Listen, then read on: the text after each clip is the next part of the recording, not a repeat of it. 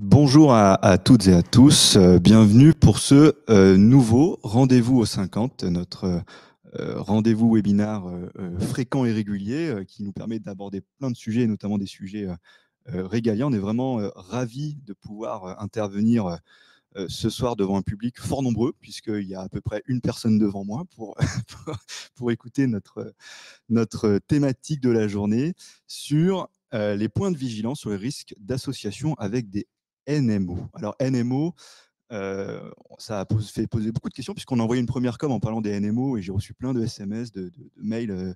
C'est quoi? C'est les nouveaux BSAR, les nouveaux Ratchet, les nouveaux Waterfall? Non, non, je dis non, pas du tout.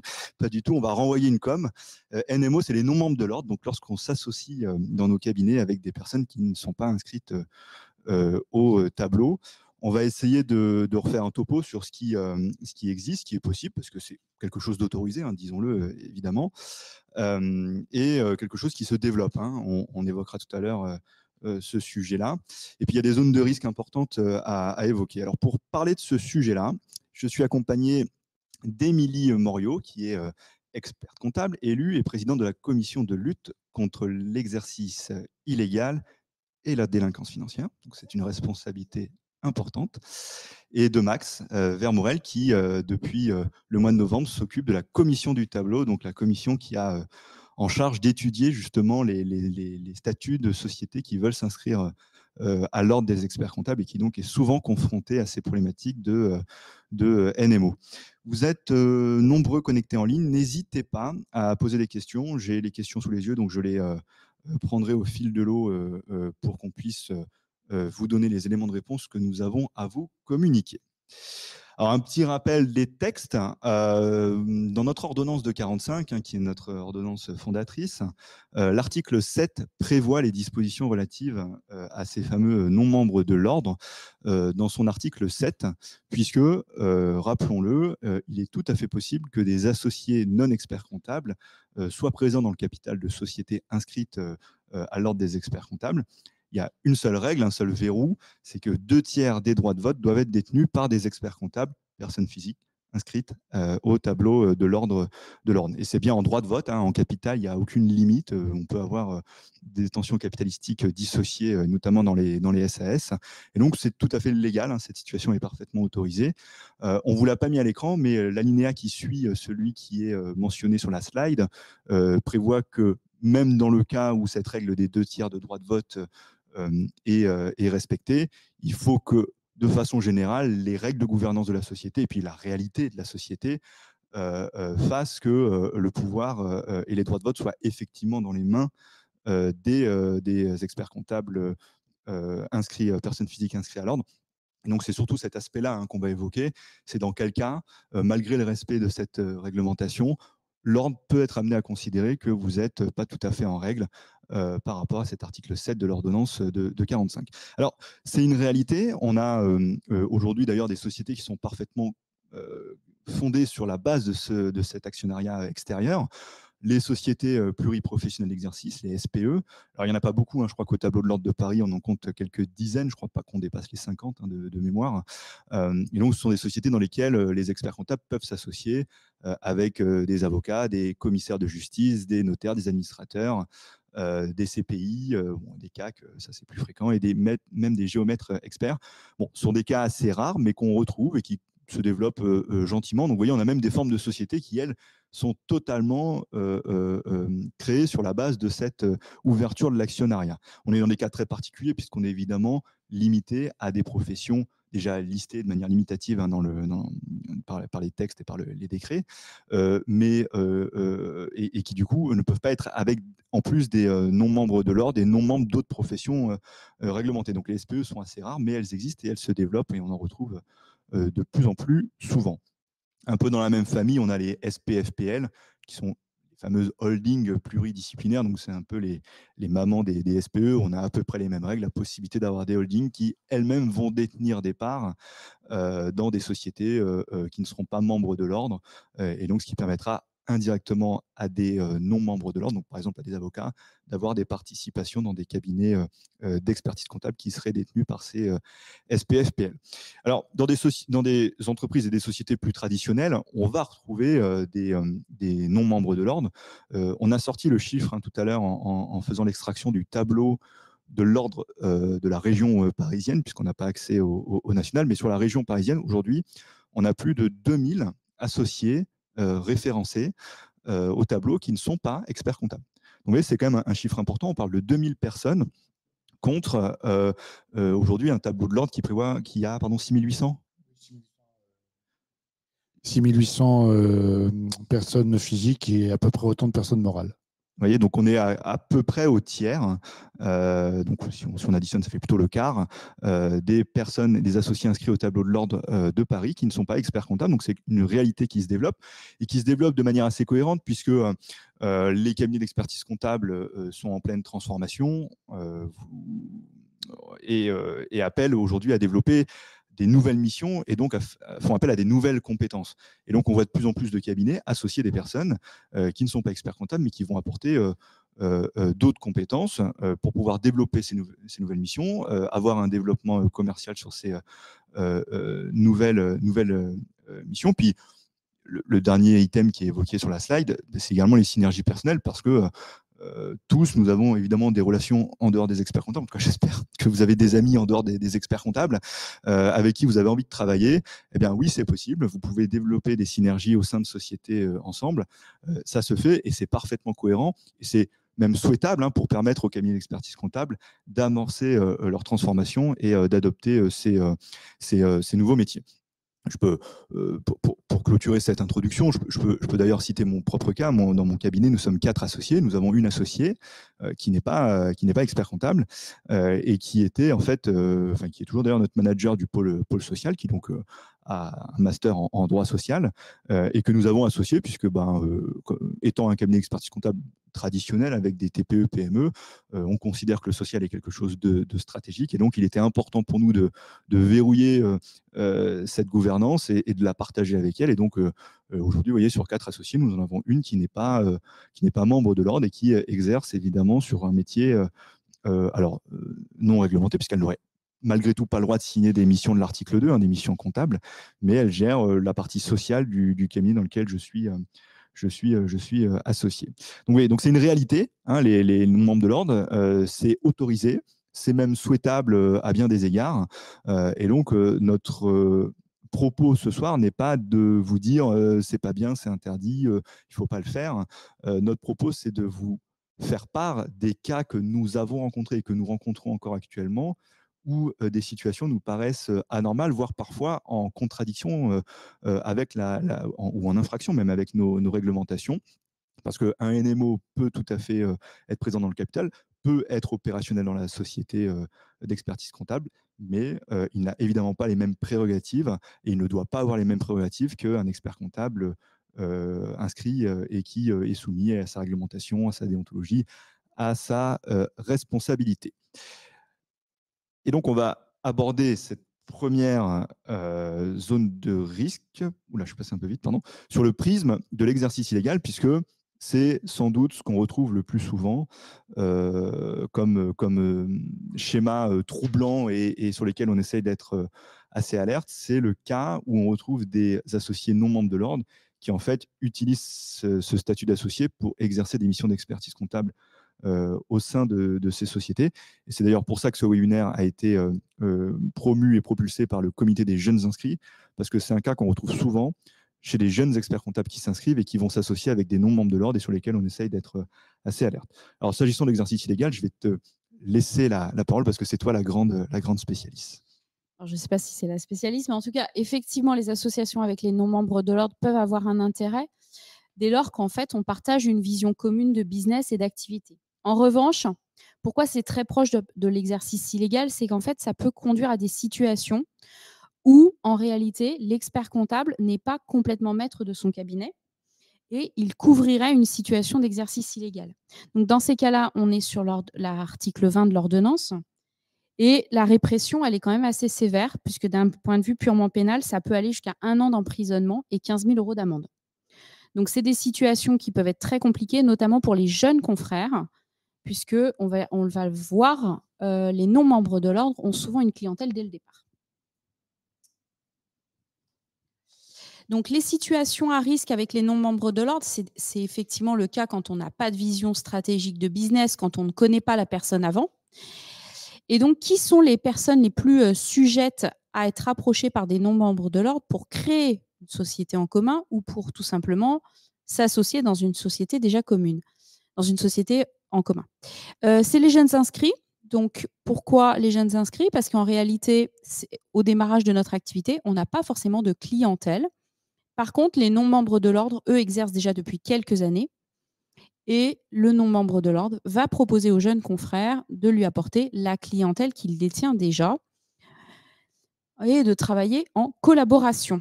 Il y a aussi les experts comptables qui sont en fin de carrière et qui, eux, ont envie un peu de prendre du recul. Parfois, ont une perte de clientèle importante, notamment ces dernières années, compte tenu du fait qu'il y a eu pas mal de mutations dans le métier. En termes de technologie, ils n'ont pas forcément toujours pris le tournant. Et du coup, ils sont plus sujets également à des associations à risque avec des non-membres de l'ordre.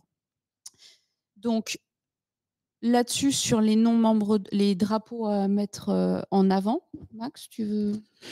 Oui, alors en fait, les points où on fait attention, nous, à l'ordre, lorsque un jeune inscrit ou un expert comptable un peu en fin de carrière veut créer une société avec un non-membre de l'ordre ou s'associer avec un non-membre de l'ordre, on s'aperçoit d'une part que déjà, on a pu alerter l'ordre. Le membre de l'ordre ne gagne pas beaucoup d'argent. Or, en principe, si on fait une association, on part du principe que le diplôme est quand même compliqué à avoir. C'est 5 ans d'études, c'est 3 ans de stage.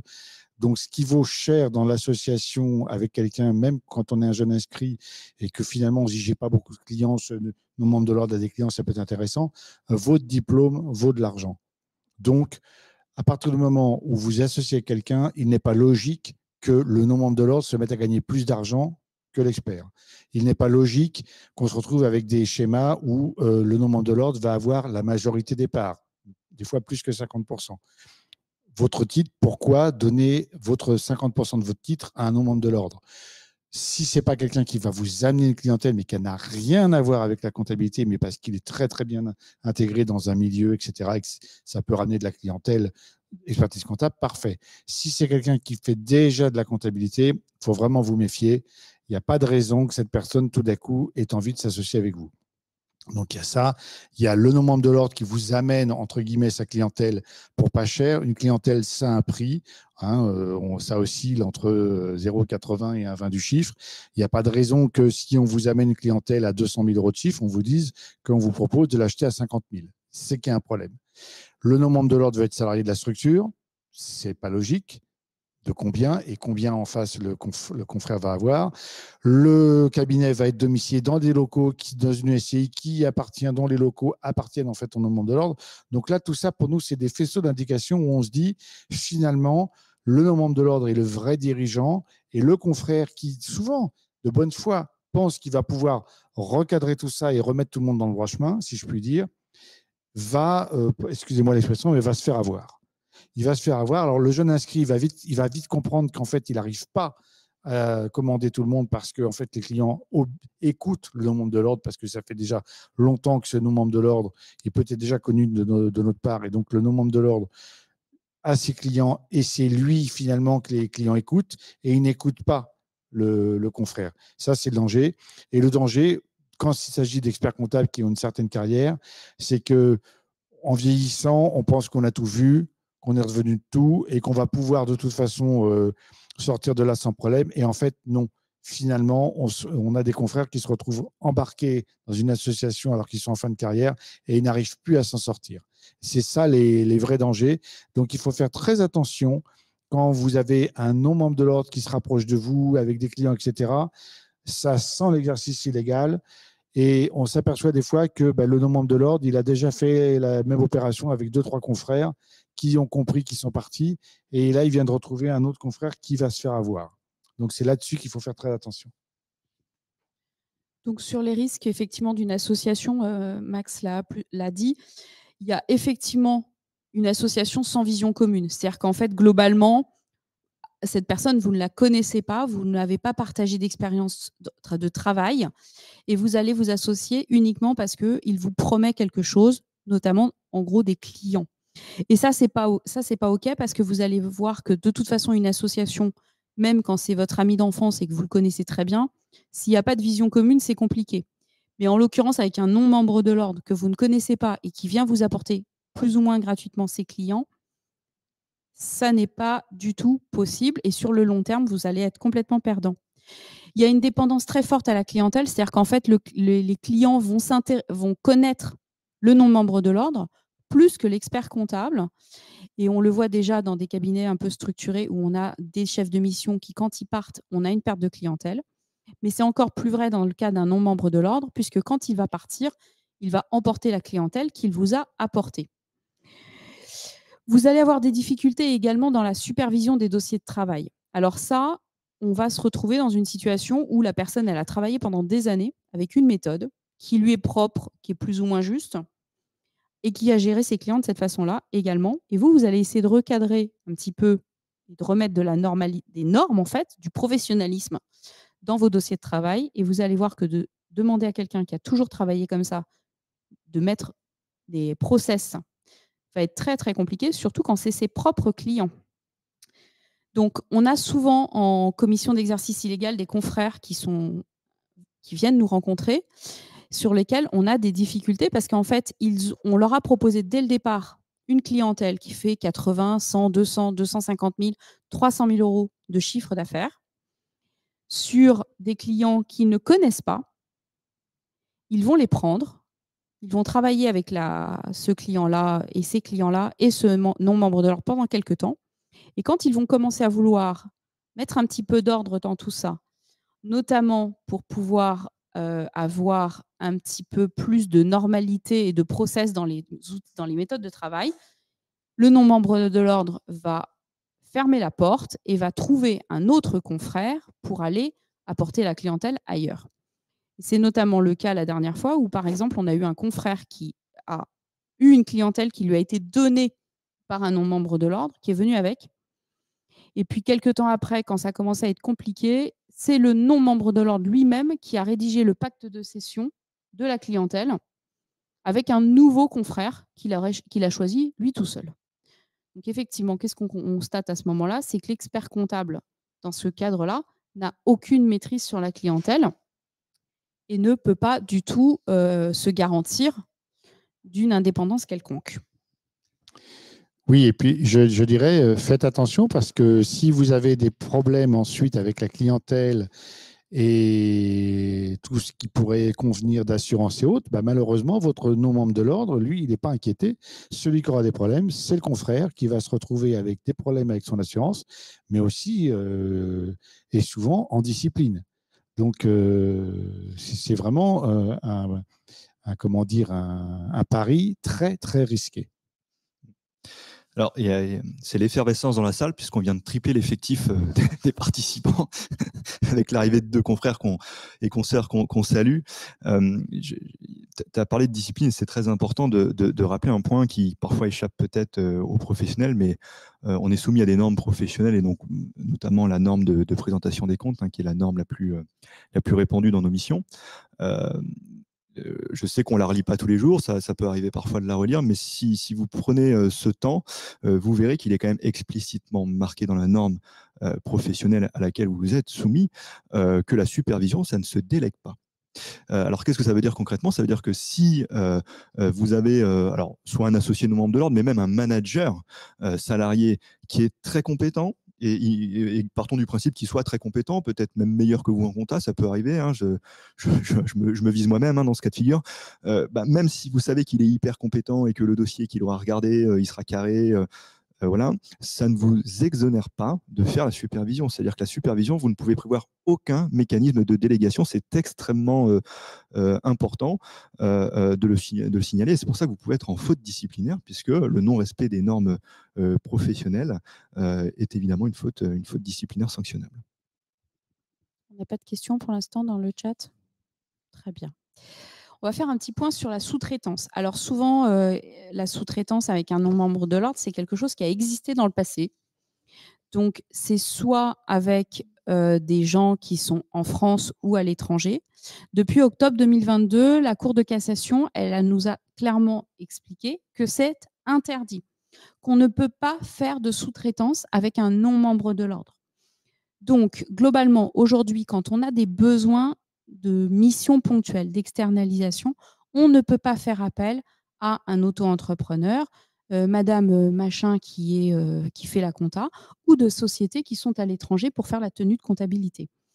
Donc, pour ça, l'Ordre a mis en place une plateforme qui s'appelle BeBuzzy, qui permet notamment aux jeunes confrères qui sont dans la salle ou en connexion de pouvoir aller chercher des missions auprès de confrères pour pouvoir occuper leur temps, puisque nous, les confrères un peu plus expérimentés, on a un petit peu trop de boulot, et puis les jeunes confrères, ils ont du temps. Donc, l'Ordre a mis en place BeBuzzy, et là, pour le coup, c'est complètement autorisé, puisqu'on n'est pas avec un non-membre de l'Ordre, on est entre confrères. Absolument. Juste pour rebondir sur cet arrêt du 4 octobre 2022 qui a fait couler beaucoup d'encre et que maintenant, je pense, tout le monde a à peu près vu et analysé. On était dans une situation où un cabinet comptable avait sous-traité des travaux de comptabilité, donc mission de l'article 2, à une société non inscrite à l'ordre. Et ce qui a été très important dans cet arrêt, c'est que le cabinet comptable, qui avait la relation avec le client, c'était le seul cabinet comptable qui facturait le client, il n'y avait pas de lien direct, en tout cas financier, entre le non-membre de l'ordre et le client, a été sanctionné pénalement en complicité d'exercice illégal. Et ce qui est le grand apport de cette jurisprudence, c'est que le juge nous dit la question n'est même plus la supervision. Et tout à l'heure, je vous ai dit, ce qui est important, c'est la supervision parce que c'est une obligation dans les normes professionnelles. Mais quand on est dans une situation de sous-traitance, même si tu supervises les travaux de ton sous-traitant non membre de l'ordre, tu fais de la couverture d'exercice illégal. Pourquoi ?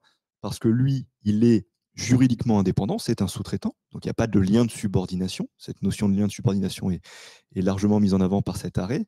Et donc, comme il exerce de manière indépendante de la comptabilité, et quand bien même il ne la fait pas en direct avec les clients, puisqu'encore une fois, toi, tu sers de plateforme, de filtre, de supervision, eh bien, tu couvres son exercice illégal. Et ça c'est très important, c'est l'article 20 de l'ordonnance, cet article 20 qui nous définit ce qu'est l'exercice illégal. Et l'article 20 nous dit exerce illégalement la profession d'expert comptable, celui qui exerce des missions de l'article 2, donc des missions comptables, sous sa propre responsabilité. D'accord ? Et donc, là, il n'y a même plus de notion de supervision. Même si vous êtes capable de justifier que vous avez regardé tous ces travaux, vous êtes en infraction, vous êtes en couverture d'exercice illégal. Donc, il faut faire très attention à ces situations de sous-traitance qui se sont développées de manière assez forte ces dernières années. Par exemple, tu citais des entreprises qui sont situées à l'étranger, qu'on retrouve aussi parfois dans des schémas encore plus tendancieux avec des associés non membres de l'ordre qui veulent avoir un statut de TNS et qui du coup veulent pas être salariés de la structure et font de la facturation avec des structures ad hoc. Là, du coup, non seulement c'est un associé non membre de l'ordre, mais ça à la limite, ok, mais en plus il est sous-traitant. Il est sous-traitant et donc c'est totalement interdit. On avait eu un cas, je ne sais plus si c'était avec toi qu'on l'a vu ou avec Virginie, mais d'un confrère qui s'était associé avec un non-membre de l'ordre et donc on lui avait soulevé ce risque de sous-traitance parce que l'associé était rémunéré via la remontée de bénéfices. Alors pas de dividendes parce que c'était une SAS à l'IR, vous savez que ça existe. Et donc on a essayé de lui expliquer que être associé de SAS à l'IR, c'est un régime fiscal particulier, mais c'est en aucun cas un statut social. C'est-à-dire que tu es sous-traitant. D'accord ? Tu n'es ni dirigeant ni salarié, ça veut dire que tu es en dehors de la société et que donc c'est de l'exercice illégal. Et donc, je souligne bien, la sous-traitance est interdite, y compris lorsque vous supervisez les travaux. Alors, pour les jeunes confrères, c'est une question qui est souvent posée. On parle bien de la tenue de comptabilité. La sous-traitance, par exemple, tout ce qui est mission de paye, ça, c'est OK pour les jeunes confrères ou même les anciens. Ça ne rentre pas dans notre prérogative. Absolument. C'est-à-dire que la prérogative, elle est définie par l'article 2 de l'ordonnance et plus exactement par les 2 premiers alinéas. D'accord, hein, tout l'article 2 n'est pas la prérogative, mais les 2 premiers alinéas sont la prérogative. Et ce sont donc les missions qui ne peuvent pas être sous-traitées par conséquence. Et donc, ce sont principalement les missions comptables, la paye n'étant pas dans notre monopole. Alors, pour être très complet, pour ceux qui ont lu cet arrêt du 4 octobre 2022, de manière assez étonnante, le juge parle quand même de la paye. Voilà. Alors, est-ce que c'est un excès d'enthousiasme dans la rédaction par le juge, je ne sais pas. Il n'y a pas de raison de penser que la paye puisse pas se sous-traiter, puisque ce n'est pas dans le monopole. Mais voilà, ce qui est sûr, c'est que oui, le monopole, c'est les 2 premiers alinéas, c'est les missions comptables, tenue, révision, consolidation, etc. Et je dirais qu'en commission du tableau, on a souvent des fois des confrères qui viennent et qui nous expliquent qu'ils vont avoir quelqu'un qui va être sous-traitant, etc., qui ne comprennent pas le texte et qui me disent, mais finalement, quelle est la différence avec le fait d'avoir un salarié? Puisqu'un salarié va lui-même mettre dans quel compte, si c'est de l'achat, il va le mettre dans 607, etc. Et donc, à un moment donné, je leur dis, mais à la limite, vous n'êtes pas d'accord avec l'arrêt de la Cour de cassation, soit. En attendant, il existe. Et on est obligé de le respecter. On a juré, on a prêté serment qu'on respectait les lois. Et donc, vraiment, des fois, on a des incompréhensions. Et donc, je leur explique, je fais un truc caricatural. Je leur dis, ben voilà, vous traversez une ville, c'est limité à 30 à l'heure. Si vous roulez à 45, vous ne respectez pas la loi. S'il n'y a pas de policier, ben, vous aurez de la chance. Et puis, ben, s'il y en a un, vous aurez une amende. Là, c'est la même histoire. Si vous vous faites prendre, ben, vous aurez des gros problèmes en tant qu'expert comptable. Et quand on parle de non-membres de l'ordre, la sous-traitance avec des sociétés à l'étranger, même si c'est des cabinets inscrits à l'étranger, ça n'est normalement pas OK non plus. C'est vraiment entre sociétés françaises. Parce que l'article dit bien qu'il faut être inscrit à l'ordre. Il ne dit pas qu'il faut être inscrit dans un ordre, mais à l'ordre. Voilà. Alors, on a une question. Donc, je vais vous la lire. C'est Yann qui nous demande « Du moment que l'on respecte la règle juridique des 2/3 des droits de vote, ainsi que toutes les normes de supervision, puisqu'on a évidemment évoqué la supervision, en quoi est-ce un problème d'associer, même majoritairement capital, un non-membre de l'ordre, de surcroît si ce non-membre de l'ordre est mémorialiste et proche d'être diplômé ?»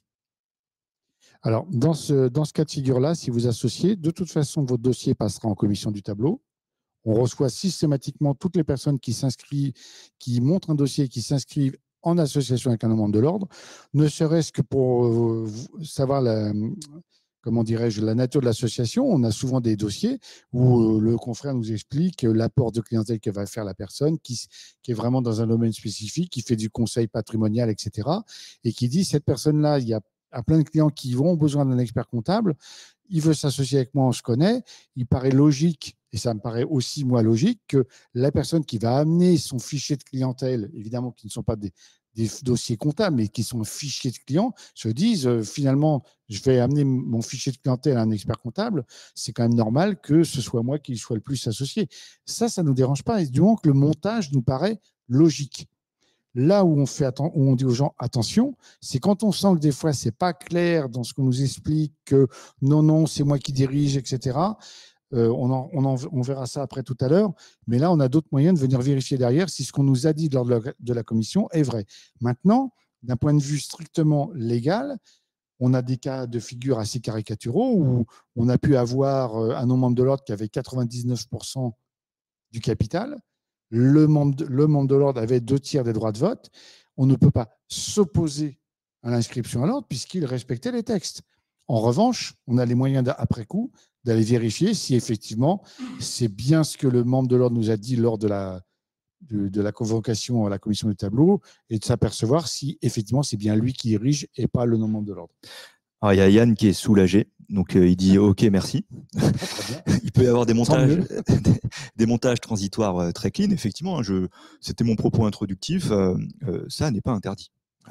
On a des fois des dossiers où c'est une vraie association, c'est-à-dire moi je dis souvent on s'associe avec quelqu'un, soit quelqu'un qui est complémentaire de vous, qui va être spécialisé dans un domaine, même dans comptabilité, et quelqu'un qui va être spécialisé dans un autre domaine, soit quelqu'un qui a l'argent, qui va vous permettre de vous développer, mais qui n'a absolument pas l'intention de travailler dans votre cabinet, parfait. Vous vous associez avec quelqu'un qui va amener des fonds, c'est logique que cette personne qui amène des fonds veut être associée dans l'entreprise. C'est tout à fait normal. Vous amenez votre capacité et votre travail, lui, il amène de l'argent.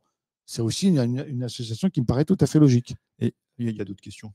C'était le sujet. Alors, pour finir sur ce que Max disait, la réponse donc, qui a été donnée à Yann, rien n'interdit que le non-membre de l'ordre ou le mémorialiste, puisque c'est un mémorialiste dans ce cas-là, ait 99,9% du capital si les droits de vote sont respectés. Rien n'interdit non plus que l'expert comptable ne prenne pas de rémunération. On dit juste que chez nous, ça va être des indices. On va se dire, attends, il n'a pas de capitalisation, puisqu'il n'a pas de capital, l'expert comptable. Il n'a pas de rémunération. Peut-être que tu bosses bénévolement, mais forcément, pour nous, ce sont des indices qui vont pousser la commission du tableau à creuser le dossier. C'est-à-dire que travailler bénévolement à l'ordre alors qu'après 8 ans d'études, moi, je veux bien. Mais pour ça, il y a des associations caritatives si on veut être bénévole. Or, une association et un travail d'expert comptable, ce n'est pas une association caritative. Donc là, je fais exprès, je fais un peu d'humour et je caricature. Mais c'est vrai que quelque part, d'un point de vue business, on dit mais quel est l'intérêt de se lever tous les matins pour aller travailler pour ne pas être payé? Voilà. Alors Yann te répond et te dit ça permet aux mémorialistes de gagner un peu de temps et de ne pas démarrer à poil. Oui, non, mais moi, de toute façon, à partir du moment où ça respecte les textes, on n'a même pas à s'opposer. Parce que si on s'opposait à un dossier d'inscription alors que la personne respecte les textes, il a entièrement le droit d'aller devant le comité national pour demander à casser notre décision pour qu'il soit inscrit. Or, de toute façon, à partir du moment où il respecte les textes, on pourrait s'opposer, mais on n'a pas à s'opposer puisque le confrère respecte les textes. Par contre, le tableau s'interroge en fait sur les modalités. Le tableau s'interroge sur la vraie modalité d'association et aussi pour comment dirais-je, pour prévenir le confrère. On a régulièrement, tous les 3 mois, à chaque réunion de la commission du tableau, on a régulièrement 1 ou 2 ou voire 3 dossiers de confrères qui étaient sur le point de s'associer et qui nous disent « je renonce à l'association » parce qu'ils apprennent, on leur apprend des choses sur leurs confrères. Ouais, c'est exactement le cas qu'on présente là. C'est l'association avec un non-membre de l'ordre dans un cabinet qui va être créé. Et donc là, dans ces cas-là, en général, ce n'est pas vous qui allez chercher votre associé. Vous ne le connaissez même pas, cet associé. En général, vous allez le rencontrer dans un cocktail à la chambre de commerce. Il est éditeur de logiciels et c'est lui qui va vous approcher pour vous proposer de vous associer, de monter une structure commune pour pouvoir, lui, apporter la clientèle qu'il a déjà. Souvent, il va vous proposer aussi de s'installer dans ses locaux qu'il détient, sur lesquels il se verse un loyer. Et dans la majorité des cas, il va également vous proposer d'embaucher sa famille qui travaille déjà avec lui. Et donc, vous allez vous retrouver à inscrire au tableau de l'ordre une société dans les locaux d'un non-membre de l'ordre, avec une clientèle que vous ne connaissez pas puisqu'elle vous est donnée, entre guillemets, avec un chef de mission ou un associé qui parfois ne fait même pas partie de vos contacts historiques ou tout simplement de votre communauté et qui en plus à terme va vous proposer de mettre tranquillement sa femme, ses enfants dans la société comme collaborateurs. Donc là, on peut, dans ces situations-là, effectivement au tableau, vous les voyez, vous les détectez et c'est là qu'il y a des indices importants. Parce que là, très franchement, on se dit mais qu'est-ce que le membre de l'ordre, qu'est-ce que le confrère va pouvoir gérer dans ce cabinet où il y a le non-membre de l'ordre, la famille salariée, en fait, c'est eux qui dirigent. Mais une petite chose, vous voulez vous associer à quelqu'un, le B.A.B.A., vous faites une recherche sur Internet avec le nom de la personne, vous le trouvez sur Papers, vous apercevez qu'il a déjà une société qui s'appelle du Conseil pour les affaires et la gestion, le truc habituel qui cache la comptabilité faite par un illégal. Ce qu'il faut retenir aussi, c'est qu'une fois que le tableau a quand même fait l'inscription, parce que pour des questions réglementaires, vous ne pouvez pas vous y opposer, quand vous avez une situation que vous identifiez à risque, en général, dans les 2 ans ou dans les 3 ans qui suivent, il y a un contrôle qui est fait, qui n'est pas un contrôle qualité, mais un contrôle article 31, qui a pour vocation de venir dans le cabinet pour voir réellement si vous pratiquez correctement, si vous avez la maîtrise de votre clientèle et si le non-membre de l'ordre n'a pas pris plus de place au sein du cabinet que vous. Alors, il y a pas mal de questions, du coup, on va les prendre. Il y a Yasmine qui nous dit « Et si ce sont les clients qui sont domiciliés chez le non-membre de l'ordre ?»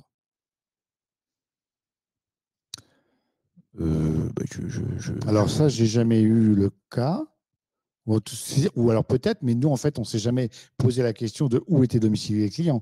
Ce qui nous importe, c'est où est domiciliée l'entreprise. Est-ce qu'elle est domiciliée dans les locaux qui appartiennent à l'expert comptable, par exemple. Ça pourrait être très bien, on a déjà eu le cas, où un expert comptable s'associe avec un non-membre de l'ordre, sauf que la future société va être domiciliée dans les locaux du confrère, c'est lui qui a la signature, et là on se dit, bon, bah, au moins, il sait où il va, il se dit c'est domicilié chez moi, si jamais il y a un problème, les courriers vont arriver chez moi, et donc forcément, je suis déjà beaucoup plus maître de la situation, et pour nous, ça nous paraît beaucoup plus important, et on se dit le confrère a parfaitement conscience qu'il s'associe avec quelqu'un qui peut-être lui a fait une belle image, que la mariée était très belle et qu'il va au devant de désillusions. Mais au moins, ce confrère-là, il sait où il va. Après, vous pouvez très bien, je ne suis pas sûre d'avoir saisi le sous-entendu de la question, mais vous pouvez aussi très bien avoir un partenariat avec un centre de domiciliation qui domicilie absolument tous vos clients et qui potentiellement un jour vous faites une association en commun. Mais en tout cas, chacun doit rester dans ces cas-là sur ses domaines de prérogatives. Et donc, effectivement, Yasmine précisait que c'est une société de domiciliation. Oui, mais c'est vrai qu'une société de domiciliation veut s'associer avec un expert comptable pour dire à ses futurs clients, vous êtes domicilié et en plus, nous sommes associés avec un expert comptable. Donc, pour votre comptabilité, on peut vous le présenter. Ça peut rassurer les clients. Pourquoi pas? C'est une manière aussi de faire du business. Alors, Yann continue avec ses questions. Je pense qu'on se rapproche d'avoir tout le dossier bientôt. Donc, s'il est justifié que le mémorialiste non membre de l'ordre apporte un fichier client, entre parenthèses, par exemple, une niche non maîtrisée par l'expert comptable, le titulaire, donc l'expert comptable, peut être tenté de créer avec le non membre de l'ordre, donc le mémorialiste, un cabinet distinct de son cabinet existant. Est-ce que c'est permis? Ah bah ça, vous avez entièrement le droit d'aller créer un autre cabinet. Vous pouvez en créer 10 si vous voulez. Hein. C'est même presque préférable pour l'expert comptable qui est déjà... Oui, comme ça, il ne mélange pas, la clientèle. Après, on va se poser la question, excuse-moi, Émilie, je t'ai coupé. Après, on va se poser la question du mémorialiste qui amène de la clientèle. On va quand même convoquer la personne et lui dire, mais aujourd'hui, qui fait la comptabilité de ces dossiers-là? Un expert comptable, le mémorialiste, sauf que le mémorialiste n'est que mémorialiste. Il n'est pas expert comptable inscrit à l'ordre. Alors, j'aurais quand même la réponse que moi je voudrais donner sur cette question, c'est que, alors encore une fois, le schéma n'est pas interdit, on a déjà évoqué. Dans le cas que tu évoques, Yann, ce qui peut interroger, c'est ta capacité, alors je sais pas, la capacité de l'expert comptable à accepter la mission. Parce que quand tu dis le titulaire ne maîtrise pas cette niche, je rappelle quand même qu'on a des normes, la norme de maîtrise de la qualité, qui nous explique qu'on ne doit pas accepter une mission si on n'a pas les compétences requises pour l'accomplir, pour la réaliser. Donc là, on n'est plus tout à fait sur le sujet, enfin, on reste un peu dans la même thématique, mais n'oubliez pas que l'acceptation de la mission, elle repose sur cette analyse des clients et que la compétence nécessaire doit être disponible au moment de l'acceptation. C'est-à-dire, je ne dois pas accepter et dire je vais me former, c'est au moment de l'acceptation que vous êtes censé avoir la compétence. Et alors, sur ce genre de problématique, on a quand même... si votre mémorialiste a une compétence technique particulière, effectivement, l'expert comptable peut se former en vue d'accepter et de poursuivre ces missions-là. Ça, c'est une possibilité. En revanche, il y a un domaine dans lequel ce sera beaucoup plus compliqué, c'est quand on a affaire à des populations dont on ne parle pas la langue. Donc, si vous avez des clients qui parlent une seule langue et que l'expert comptable ne la parle pas du tout, ça va quand même complexifier pas mal la relation client et notamment la revue des dossiers de manière générale. Donc, les compétences techniques peuvent s'acquérir, mais pas forcément sur tous les domaines. Yann a du coup à préciser, il a dit, je ne voulais pas dire ne pas maîtriser, mais je voulais dire une niche non encore exploitée. Si ce n'est pas exploité, ça veut dire qu'il n'y a pas de clients pour le moment. Donc, nous, ça ne nous dérange pas. La vraie question qu'on pourrait se poser, c'est le mémorialiste qui, finalement, a devancé l'appel. Il a pris des clients, il dit, je vais avoir mon diplôme dans pas longtemps, je vais être régularisé dans peu de temps et je serai expert comptable. Et donc, oui, j'ai commencé à faire le travail plus tôt. Légalement, il n'a pas le droit. Je vous donne un exemple. Hein. Moi, je suis basé en pleine campagne, donc autour de chez moi, il y a pas mal d'agriculteurs. On m'a déjà contacté pour me dire, notamment une coopérative, on a des clients, etc. Et je réponds, je ne connais strictement rien à l'agriculture, donc je ne vais pas accepter des dossiers pour ensuite me dire, qu'est-ce qu'il faut que je fasse comme travail? Quels sont les impondérables dans l'agriculture, parce que c'est quand même de la comptabilité spécifique. Voilà, donc comme dit Gilles, je ne vais pas accepter une mission que je ne maîtrise absolument pas. Je rappelle juste un truc pour les troisième années. On fait un amphi au niveau des stagiaires troisième année sur l'exercice illégal. Quand vous êtes déjà en troisième année et que vous commencez à développer votre propre clientèle, alors que vous n'êtes pas inscrit, vous êtes déjà dans une situation d'exercice illégal. Et ça peut être très problématique pour vous au moment de l'inscription au tableau, parce qu'on va déjà regarder si vous avez d'autres sociétés. Et puis, il suffit que votre expert comptable, qui est votre maître de stage, l'apprenne et que ça ne lui fasse pas plaisir. Il va bien vous signaler à l'ordre. Et si vous avez un litige avec un client, lui aussi ne manquera pas de vous signaler, ce qui va poser de graves difficultés au moment de l'inscription. Oui, tout à fait. Ça nous arrive régulièrement. Alors, heureusement, ce n'est pas tout le temps, mais ça nous arrive régulièrement quand on se retrouve avec comment dirais-je, des anciens mémorialistes, puisqu'ils ont le diplôme, ils peuvent s'inscrire. Et puis nous, on découvre qu'ils ont déjà une boîte de conseils en affaires pour les affaires et la gestion. C'est comme je vous ai dit tout à l'heure, c'est le grand parapluie depuis 2-3 ans. Et là, on le fait venir et on lui demande. Alors, souvent, on a des cas où il est arrivé où il y a effectivement le jeune confrère, en fait, avait devancé l'appel et là, ça se passe mal pour lui parce que ça veut dire que ça fait 2 ou 3 ans qu'il est dans l'illégal. Soit c'est des gens qui avaient créé une société, qui avaient fait quelque chose avec leur conjoint des fois, et puis qu'en fait, il n'y a rien.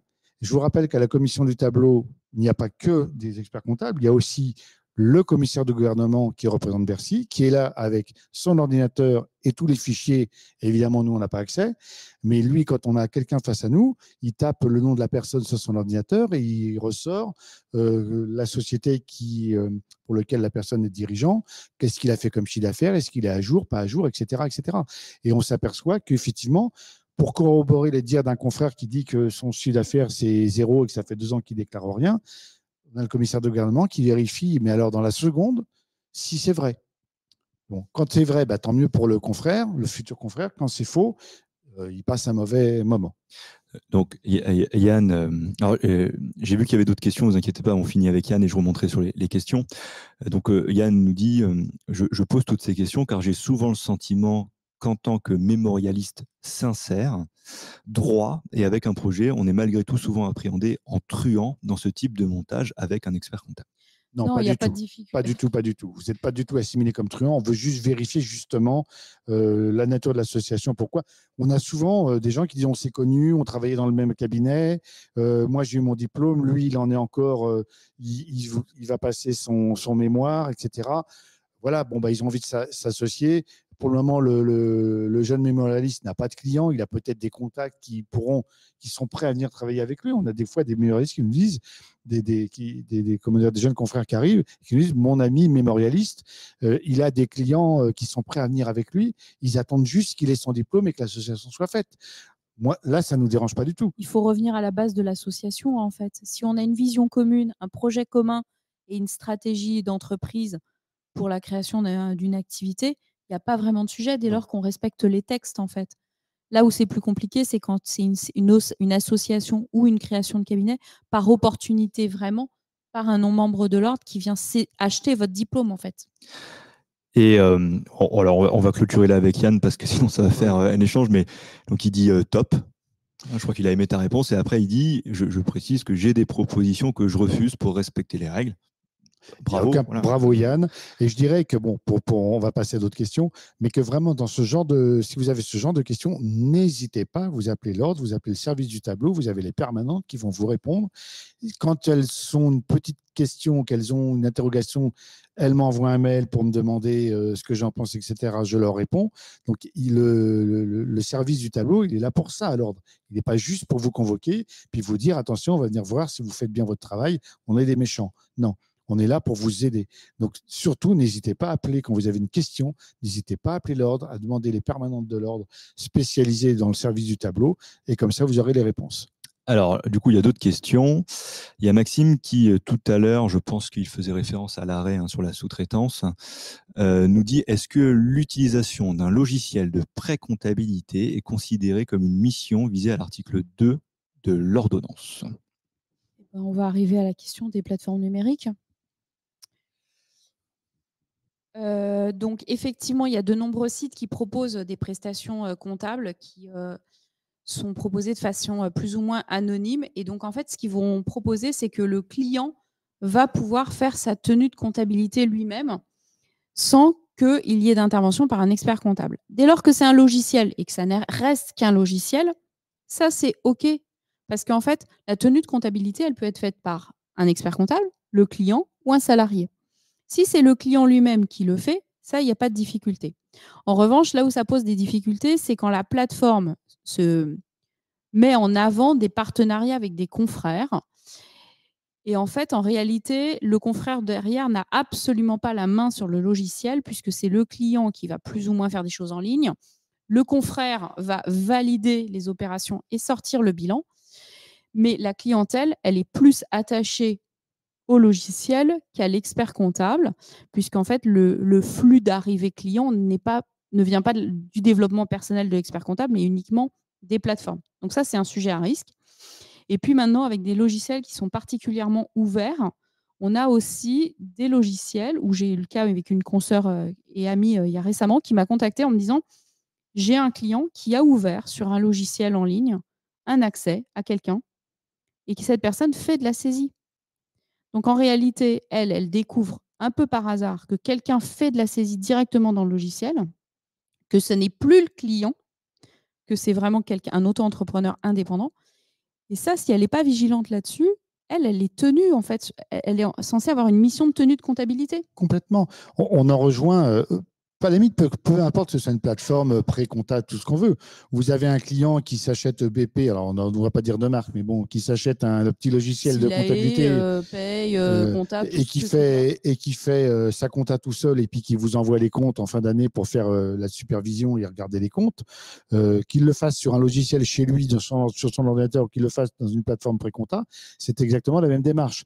Par contre, effectivement, vous dites, est-ce que c'est bien le client qui saisit la compta chez lui sur son petit ordinateur ou est-ce que c'est un ami, une copine, un oncle, une tante, que sais-je, qui finalement, des fois, moi j'ai eu des cas, on me dit « Ah non, moi je ne suis pas comptable, mais c'est un copain, il me fait la compta. » Ouais, vous le payez comment? Ah non, je ne le paye pas, c'est bénévole, il fait la compta. Bon, bah là, regarder un peu les factures des honoraires. Il faut vous méfier parce que qu'est-ce qui prouve qu'il n'est pas facturé autrement? Mais c'est exactement le même souci, si vous voulez. C'est que qui fait le travail chez le client? Est-ce que c'est le client qui a la capacité qui a une formation de comptable et qui sait saisir la compta et qui nous dit pourquoi je vais payer pour faire de la tenue alors que ça a été mon métier et que je sais le faire? Très bien, faites-le. Il y en a qui le font très bien, hein. Après, ce n'est pas des gros volumes la plupart du temps. Alors, mais voilà. Alors, toujours sur cette question des plateformes, on a deux confrères qui renchérissent en disant il y en a sur LinkedIn qui font cette approche. Je dénonce, mais ce sont des legal tech pas chers. Et que pensez-vous des plateformes du type Decla.fr qui gèrent essentiellement des LMNP et qui dénigrent la profession avec une citation « Votre expert comptable ne sert plus à rien », etc. etc. Bah, écoutez, ces gens-là, les Decla et autres, Decla, c'est non pas une grande histoire d'amour avec le CNO, mais enfin, c'est quand même une relation qui dure depuis longtemps. Régulièrement, ils sont attaqués par le CNO qui leur fait envoyer des courriers en disant qu'ils n'ont pas à dire ce genre de choses. On est confronté à ça dans le quotidien, moi-même aussi, hein, mon travail, dans le cadre de mon cabinet, je vais avoir des clients qui vont me dire je voudrais aller chez Indie ou je voudrais aller chez machin ou Keobi, enfin, c'est les noms qui reviennent tout le temps. Et moi, je réponds, mais ils n'ont pas le même modèle économique que moi. Ces plateformes-là, c'est des plateformes. La différence, c'est que Indie n'est pas un cabinet comptable, non, voilà. alors que Keobi l'est. Voilà. En revanche, pour avoir échangé cet après-midi avec un confrère, avec un prospect, c'est pas la même approche client. Tout à fait. C'est pas du tout la même démarche de business. Nous, en tant qu'indépendants, Keobi, comme d'autres, a son intérêt pour certaines populations de clients. Tout à fait. Mais c'est en l'occurrence des experts comptables, eux. Voilà. Pour le cas de Indie, comme d'autres, comme Decla.fr et tout ça, effectivement, le risque pour l'expert comptable, c'est que ce ne soit pas le client qui fasse la tenue de comptabilité, mais un auto-entrepreneur qui n'a pas forcément les compétences pour le faire. Alors, on parle d'Indie et c'est intéressant parce qu'on a, je vois que Pierre-Ange d'ailleurs pose une question sur Indie, donc on va parler d'Indie spécifiquement, qui n'est pas un cabinet comptable. C'est intéressant parce qu'on a une actualité sur ce sujet. Donc Indy, pour ceux qui ne connaissent pas, hein, c'est une plateforme en ligne où il est proposé à des entrepreneurs de faire leur comptabilité tout seul avec la solution en ligne. Et donc, cette plateforme a été attaquée par l'ordre en exercice illégal, en disant Indy, vous n'êtes pas inscrit à l'ordre, vous faites de l'exercice. L'ordre de Lyon. L'ordre de Lyon, ouais. C'est puisque Indy a son siège social à Lyon, donc c'est l'ordre de Lyon qui a géré cette procédure, qui a démarré il y a de nombreuses années. Et donc, il y a eu une première instance il y a quelques années. Et puis là, on a eu le jugement de la Cour d'appel très récemment, puisque ça doit avoir un mois qu'on a eu cet arrêt.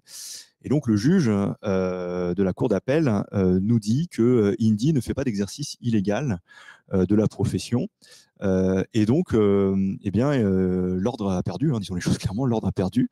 Indy a été totalement nettoyé. D'ailleurs, ils ont beaucoup communiqué sur cette décision qui les a rendus extrêmement heureux.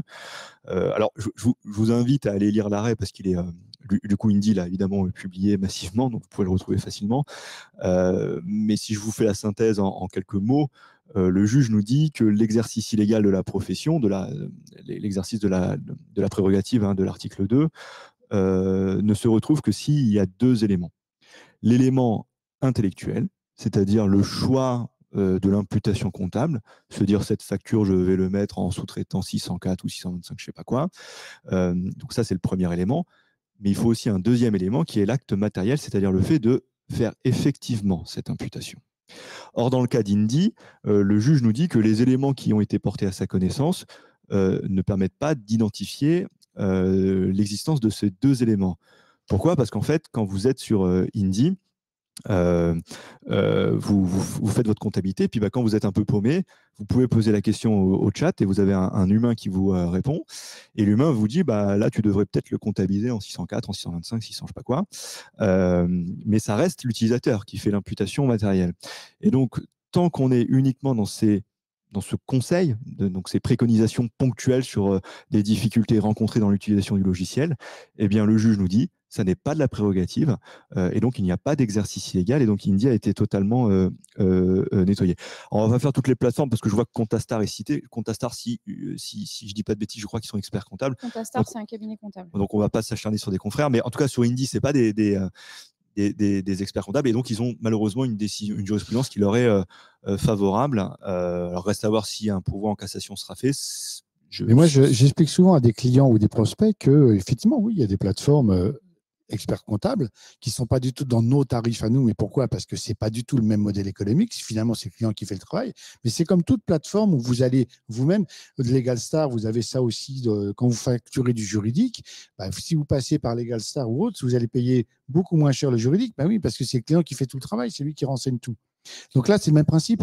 En revanche, le client, le jour où il a un problème, une question, etc., ces plateformes-là, ce n'est pas dans leur modèle économique. Elles ne sont pas là pour répondre à des questions. Parce que s'il y a des questions, ils n'ont pas le personnel pour. Ce n'est pas leur modèle économique.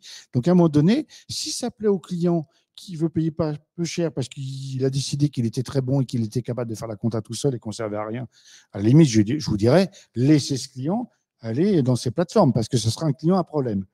Mais si, au fur et à mesure, moi, j'ai des clients qui sortent de ces plateformes en me disant « j'ai pas de conseils, quand j'ai des problèmes, j'ai personne », je dis oui, c'est leur modèle économique. Donc, vous devez passer à un autre modèle. Et c'est comme dans n'importe quel système commercial, concurrentiel, puisqu'on est aussi dans la concurrence, nous, c'est dans n'importe quel autre système. On va avoir des prix qui vont être moins chers. Et quand vous avez des devis, vous faites appel à quelqu'un qui va faire des devis chez vous, vous allez vous demander, tiens, pourquoi celui-là, il est du simple au triple ? Parce qu'ils n'ont peut-être pas la même qualité, etc. Après, c'est un choix. C'est la personne c'est le client qui va choisir vers qui il veut aller. Voilà. Alors, on a une question très intéressante de Calixte qui nous dit « Est-ce qu'il peut être reproché à une salariée, donc une salariée du cabinet, d'accomplir l'exercice illégal de la profession comptable ? » Point d'interrogation. Dans le même ordre d'idée, est-ce qu'il peut être reproché à un expert comptable de couvrir ce salarié pour l'exercice illégal de la profession comptable ? Alors, si le salarié exerce sur des missions qui sont confiées par le cabinet, évidemment, on n'est pas dans une situation d'exercice illégal, puisque le principe de nos cabinets, c'est quand même d'avoir des collaborateurs pour faire une partie du travail. Donc, il n'y a pas de situation d'exercice illégal.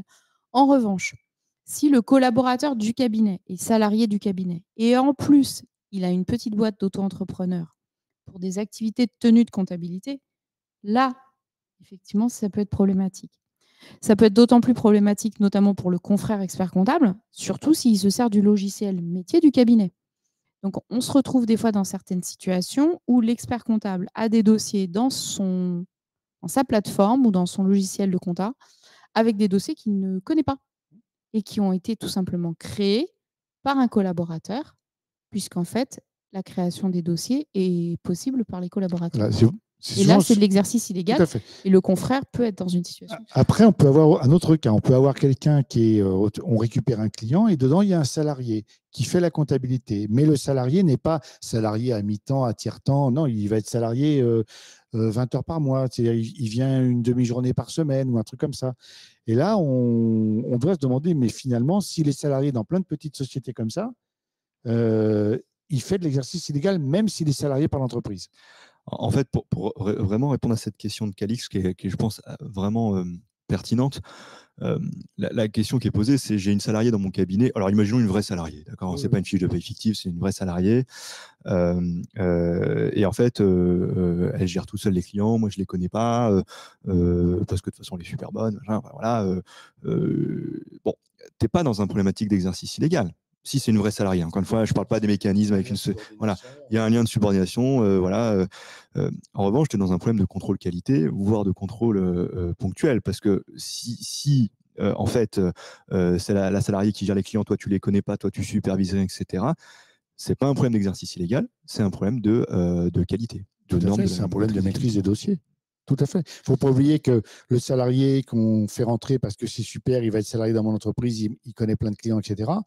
Bah demain, il ne s'entend plus avec vous, il s'en va, les clients vont le suivre, puisque les clients ne vous connaissent pas. Alors, on a encore une question sur la sous-traitance. Le confrère, donc Ahmed, réagissait sur ce que vous avez dit, je ne sais plus quel des deux a dit.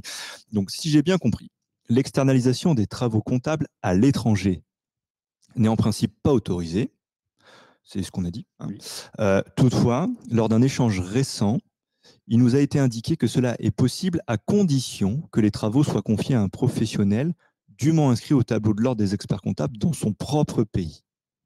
Alors, je répète que l'arrêt de la Cour de cassation, il y a des avocats qui se posent des questions, mais l'arrêt de la Cour de cassation a bien écrit qu'on ne peut faire de la sous-traitance qu'avec quelqu'un qui est inscrit à l'ordre et non pas à un ordre. Pourquoi ? Parce qu'il faut faire très attention aussi. Vous avez des pays où il n'y a pas d'ordre de réglementation. Il n'y a pas d'ordre réglementé, même en Europe. Donc, si on dit, et c'est là qu'il faut faire très attention parce qu'on pourrait avoir un jour un problème à la communauté européenne, ça pourrait remonter à la Cour européenne, et là, ça pourrait être très dangereux pour le monopole chez nous, c'est que si on dit il faut être inscrit à un ordre, vous allez pouvoir avoir des pays, des sociétés dans des pays qui n'ont pas d'ordre, dire finalement, c'est discriminatoire, puisque je dis n'importe quoi, je ne connais pas du tout les règles européennes. Mais je peux faire appel à une société belge parce qu'il y a un ordre comptable en Belgique. Je ne sais même pas s'il y a un ordre des experts comptables en Belgique. Et je ne peux pas faire appel à une société polonaise parce que, par exemple, il n'y a pas d'ordre en Pologne. Encore une fois, j'en sais rien du tout. Hein. C'est pour citer l'exemple. La société polonaise, elle pourra très bien attaquer auprès de la communauté européenne en disant si c'est discriminatoire parce que moi, je ne peux pas y aller, mais moi, dans mon pays, il n'y a pas d'ordre. Donc, pourquoi finalement je ne pourrais pas ? Et donc, il y a des gens qui essayent de s'immiscer là-dedans. Alors, on sort de notre débat de non-membres de l'ordre, mais il va falloir faire attention parce que si ça revient un jour devant la communauté européenne et devant la commission, comment ça s'appelle, la Cour de justice de l'Union européenne, et que la Cour de justice condamne la France en disant non, vous êtes obligé de, dans ces cas-là, cet arrêt, il tombe et le monopole tombe. Hein. Alors, je ne sais pas si le message qui lui a été donné a été récent. Effectivement, cet arrêt de 2022 a posé des problématiques parce que ça mettait beaucoup de confrères dans une situation irrégulière, puisqu'ils étaient déjà dans cette situation-là. Donc, à un moment donné, on s'était interrogé sur la notion d'effectivement de l'ordre. Est-ce que c'est un ordre, l'ordre ? Est-ce que ça peut être un ordre dans un autre pays ? Et quid des experts comptables qui ont une société en France inscrite à l'ordre francilien et qui ont aussi une société à l'étranger dont ils sont associés et qui est inscrite à l'ordre local. Et effectivement, dans un premier temps, on avait eu tendance à penser que c'était quand même un peu la même chose et que ça pouvait être à peu près OK. La réalité, c'est que ça ne l'est pas et qu'aujourd'hui, les textes, après relecture, après analyse des avocats, sont quand même très clairs là-dessus. Ça n'est pas possible. Oui, donc on a aujourd'hui des confrères qui avaient ouvert des sociétés dans des pays francophones la plupart du temps, hein. Et ben aujourd'hui, ils sont bien embêtés parce qu'ils ont fait ça il y a déjà pas mal d'années. Ils ont une société sous-traitance qui appartient à leur cabinet, hein, avec du personnel. Alors, il y a des pays qui reviennent souvent, Madagascar, la Roumanie, le Maghreb, des pays comme ça. Et ben aujourd'hui, ils sont, si on lit le texte et l'arrêt, ben ils sont dans l'illégalité. Tout à fait. Voilà. On va faire une synthèse sur les risques, les indicateurs à risque. Donc effectivement, on l'a vu, c'est la détention du capital par un non-membre de l'ordre qui est majoritaire. Ça peut être aussi un non-membre de l'ordre qui est déjà dans une situation d'interdiction de gérer. Donc renseignez-vous quand même avec qui vous vous associez. C'est une clientèle qui est communautaire. Alors, il n'y a aucun problème à avoir une clientèle communautaire, autant avoir une clientèle communautaire, mais quand on en fait partie. Oui, ou alors, même si on n'en fait pas partie, on a eu. Alors je vais montrer un exemple caricatural. On a un jeune confrère qui allait s'associer avec un non membre de l'ordre, qui, comme par hasard, avait déjà des clients ou des connaissances, etc. Effectivement, dans une clientèle qui était communautaire, mais moi, ça ne me dérange pas. Si demain, je vais à l'étranger, dans un pays à l'étranger, bah, je vais forcément plutôt aller logiquement vers des Français ou vers des gens qui connaissent des Français parce que ça va me rassurer. Donc, je trouve tout à fait logique que des gens qui sont issus d'un pays étranger se disent, je vais aller vers quelqu'un qui est de la même communauté que moi, ça me rassure, c'est tout à fait normal. Le souci, c'est que la clientèle, une partie de cette clientèle ne parlait pas le français. Donc, on dit aux jeunes experts comptables, et vous parlez la langue? Je ne vous dirai pas quel pays, hein, mais vous parlez la langue? Ah ben non. Donc là, je dis, mais il y a quand même un problème. Comment vous allez gérer votre mission et discuter avec votre client si vous ne parlez pas la langue du client et que le client ne parle pas le français? Est-ce qu'il parle l'anglais? Non, non, c'était vraiment l'exemple caricatural. La réponse, c'est le non-membre de l'ordre avec qui je m'associe parle la langue et donc va traduire.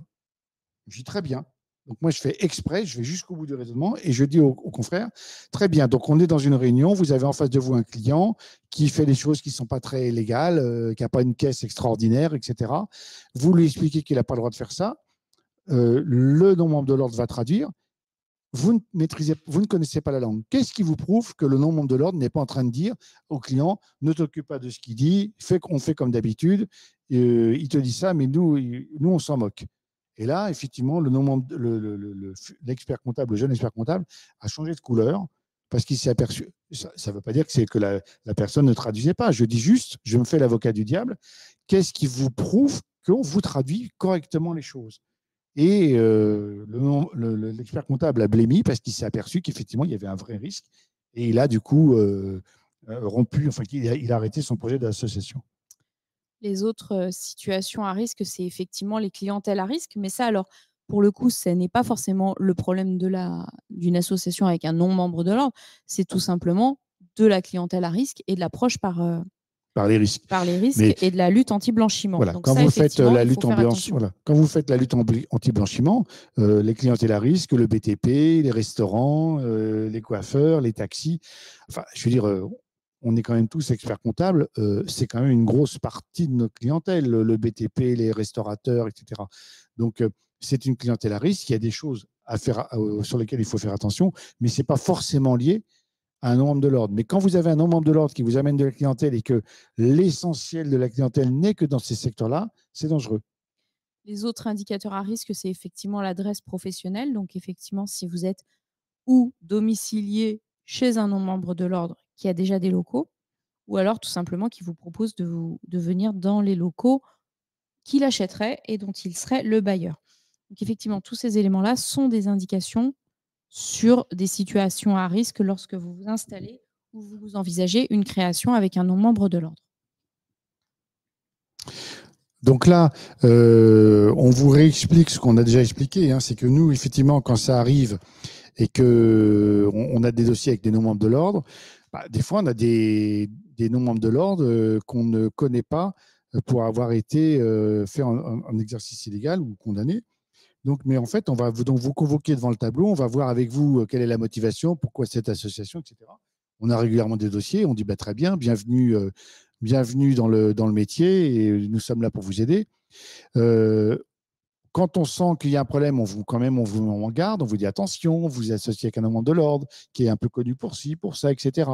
On ne peut pas s'opposer à l'association puisque dans les textes, c'est légal, mais on dit attention et on avertit le confrère qu'on va faire un contrôle ponctuel dans les un an et demi pour venir vérifier que c'est bien vous qui dirigez le cabinet et que ce n'est pas en fait dans les faits le non-membre de l'ordre qui dirige le cabinet.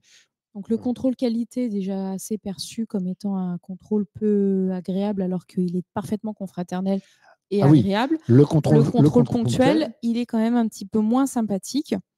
Et donc, effectivement, si on peut s'abstenir de se mettre dans une situation qui vous... Tout à fait. Le contrôle ponctuel, je qualifierais de contrôle de police.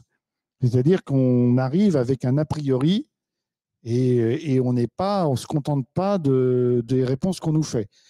On va aller jusqu'au fond des choses pour bien vérifier le cas. Et exceptionnellement, il peut nous arriver de refuser l'inscription parce que là, vraiment, il y a des choses qui ne nous plaisent pas. Il peut arriver aussi des fois qu'on ait un refus d'inscription parce que je vous rappelle que quand vous voulez vous inscrire à l'ordre ou que vous voulez faire une association, il y a de la part du commissaire de gouvernement et de Bercy une enquête de moralité. Et on a des fois des gens qui sont convoqués, qui sont seuls, qui s'inscrivent, qui créent une URL, donc il n'y a aucun problème, sauf qu'ils ont une dette de TVA, une dette d'URSSAF, une dette d'impôt importante et que le commissaire de gouvernement n'a pas envie que cette personne-là devienne un confrère parce qu'ils se disent déjà, s'il n'est pas capable de respecter ses propres impôts, comment va-t-il faire pour les clients? Et ça nous arrive de refuser parce que le commissaire de gouvernement a un avis défavorable. Donc, si vous avez besoin d'en savoir plus sur l'exercice illégal, d'abord, il y a des vidéos qui sont disponibles sur la plateforme Compta Illégal, dans laquelle vous pouvez aller voir ces vidéos.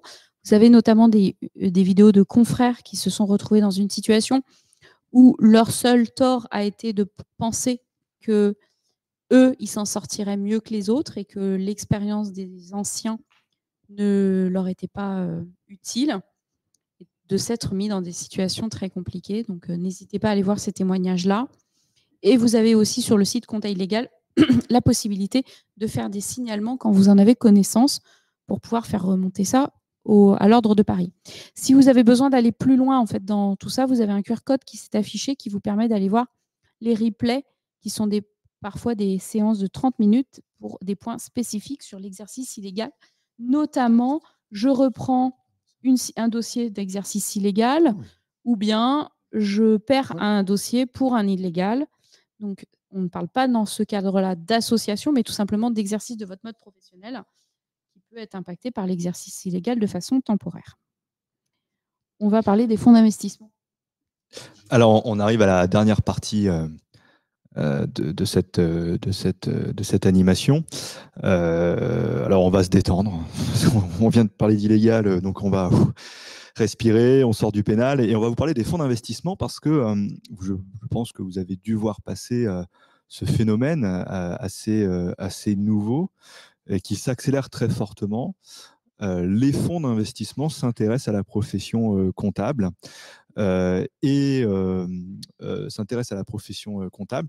Et donc, beaucoup de cabinets, enfin plusieurs cabinets, on ne va pas non plus exagérer, plusieurs cabinets ont fait rentrer des fonds d'investissement parmi leurs associés. Donc, un fonds d'investissement n'est certes peut-être pas la petite mamie qui fait de la compta dans son garage, mais c'est un non-membre de l'ordre. Voilà. Donc, c'est un non-membre de l'ordre. Et donc, ça nous interroge pas mal. Depuis le début de l'année 2025, on a beaucoup de dossiers, on est sollicité d'ailleurs en amont par des avocats qui nous interrogent sur les limites, ces problématiques. Et donc, on en parle beaucoup en interne, avec Max évidemment au tableau, avec les juristes de l'ordre pour essayer d'avoir une position sur ce sujet qui devient brûlant, qui est un sujet actuel et qui va certainement s'accélérer puisque j'ai la chance de côtoyer beaucoup de confrères régulièrement puisque je participe à beaucoup d'événements de l'ordre et je j'ai l'impression que je vais être le dernier à faire rentrer un fonds d'investissement quand je parle avec mes copains, donc je pense que c'est un sujet vraiment d'actualité. Alors, on le redit, un fonds d'investissement qui prend 99% du capital d'un cabinet comptable, mais qui, via le jeu des actions de préférence, a laissé 2/3 des droits de vote aux experts comptables, c'est a priori autorisé.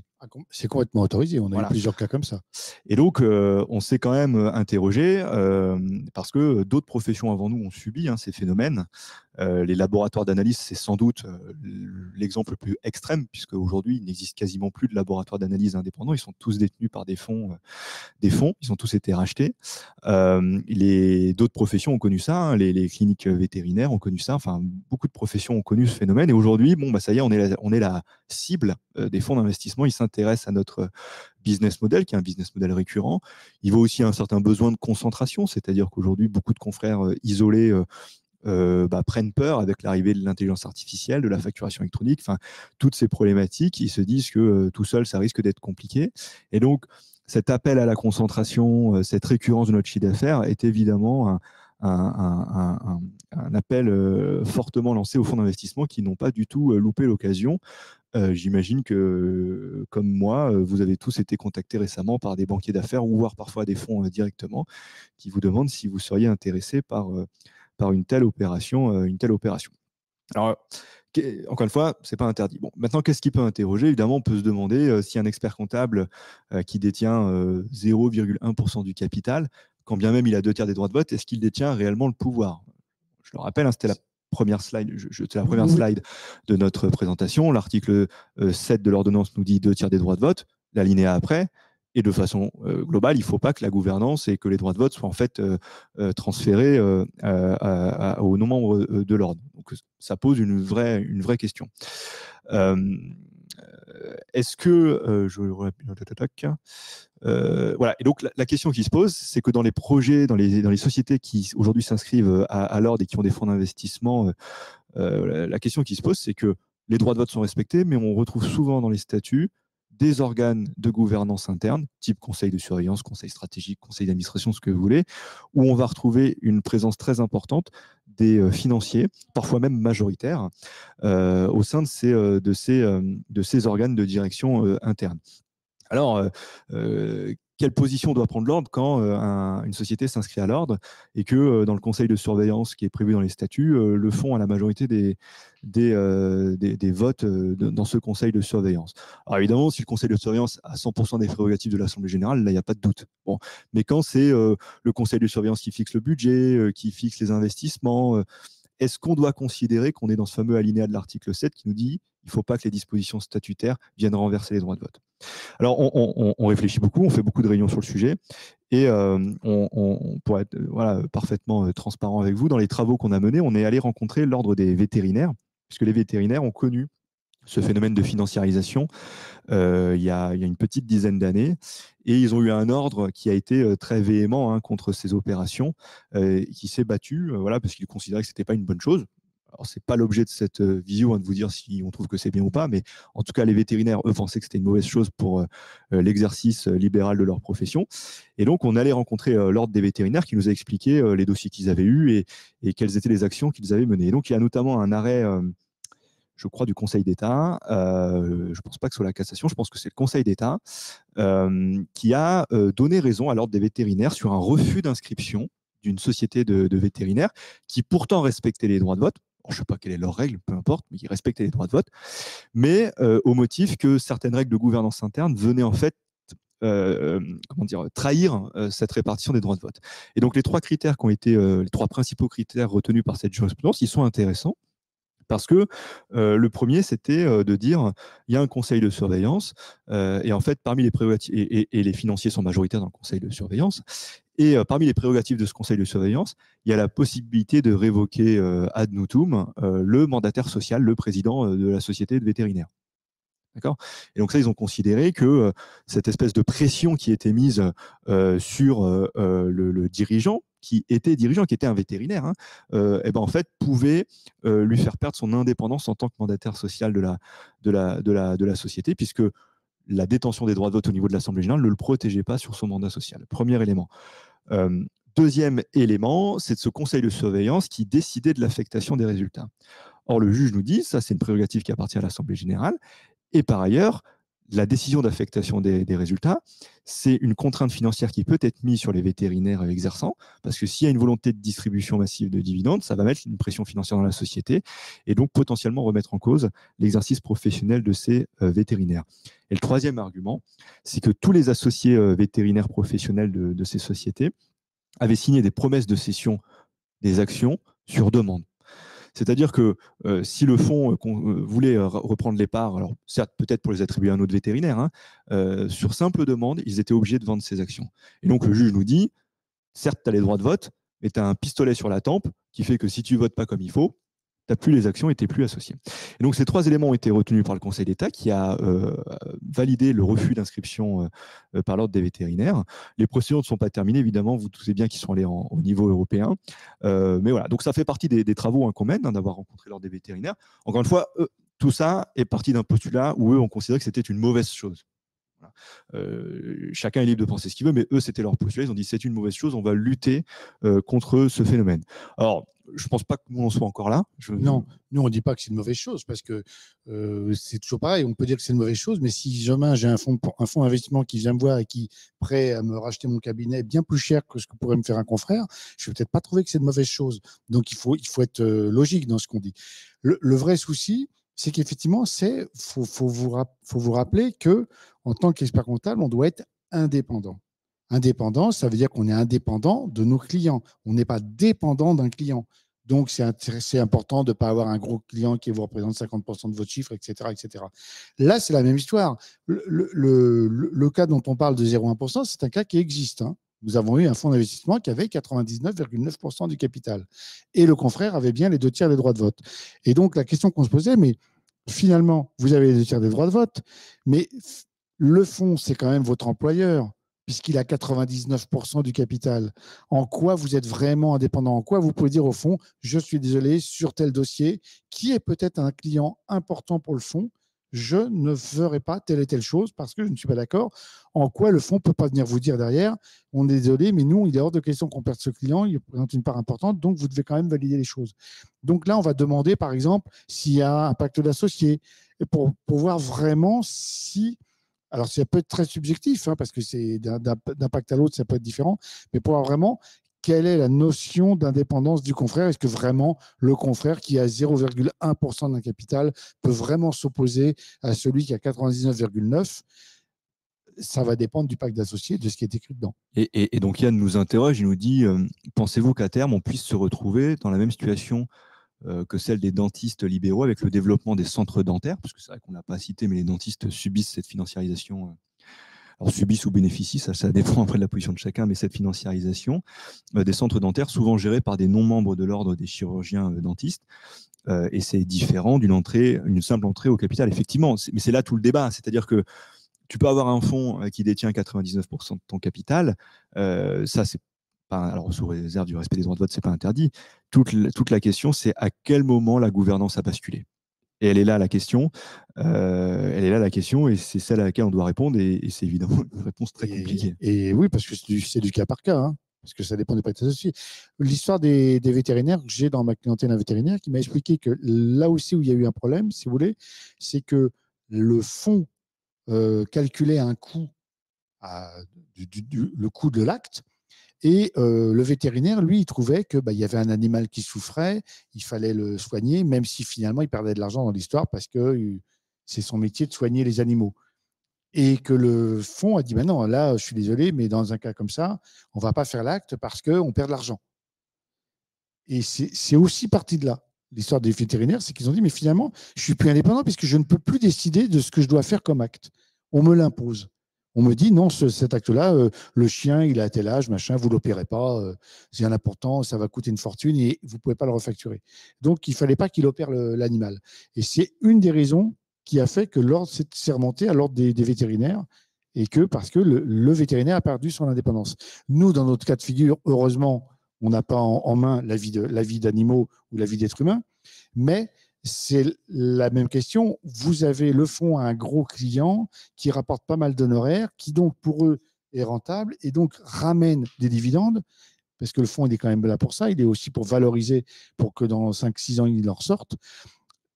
Et que cette société fait quelque chose ou que le confrère s'oppose à un acte qui est fait par la société, dans quelles conditions le fonds ne va pas lui imposer quand même de faire l'écriture, la mauvaise manip, enfin, etc. Et souvent, l'entrée d'un fonds s'accompagne de la mise en place de management package qui peuvent être très incitatifs sur la croissance du chiffre d'affaires, la performance.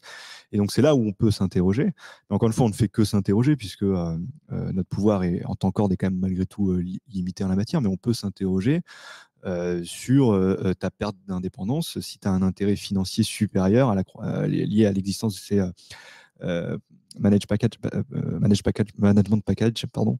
Donc on se pose vraiment des questions sur le sujet. Pour l'instant, on n'a pas refusé d'inscription. Non, pas du tout. Mais non, parce que sur les textes, c'est autorisé. Mais voilà. On a convoqué en commission du tableau les quelques cas qu'on a eus et on a demandé aux confrères en quoi ils seraient indépendants, garants, etc. etc. Bon, après. Alors, en d'autres termes, pensez-vous que dans un avenir proche pourront exister des centres comptables sur le modèle des centres dentaires? Waouh! J'en sais rien. On fera un rendez-vous aux 50 sur la prospective de la profession. Voilà, on va répondre Après, comme il y a ça. déjà un article dans le Francilien qui s'est affiché. Si vous voulez en savoir un petit peu plus, peut-être que cette question-là a été évoquée, je ne sais pas. Oui, alors effectivement, on vous a mis à l'écran le Francilien que vous avez déjà reçu, puisque je crois qu'il est avril. Enfin, de toute façon, je rappelle quand même que dans notre profession, s'il y a un centre comptable, il y a un dirigeant du centre comptable, il peut être qu'expert comptable, inscrit à l'ordre. Et donc, c'était le début de nos réflexions, puisque c'était le début de nos travaux sur le sujet. Alors, si certains ont eu par accident le malheur de jeter ce Francilien lorsqu'il est arrivé dans vos cabinets, vous pouvez le retrouver sur Internet. On ne vous le renverra pas, par contre. Vous pouvez le retrouver en PDF. Je précise que ceux qui ont jeté le Francilien seront d'office traduits en discipline. Donc, ceux qui flashent le QR code, ils sont en discipline? Non, si flash, c'est bon. Ok. Donc, vous retrouverez nos articles sur le sujet. Voilà, alors c'était encore une fois le début de nos réflexions. Si on le refaisait aujourd'hui, probablement qu'on irait encore un peu plus loin dans l'analyse.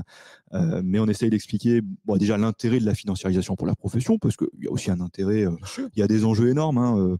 Un des gros cabinets mondiaux dont je tairai le nom vient de lever 1 milliard d'euros pour développer l'intelligence artificielle dans ses cabinets.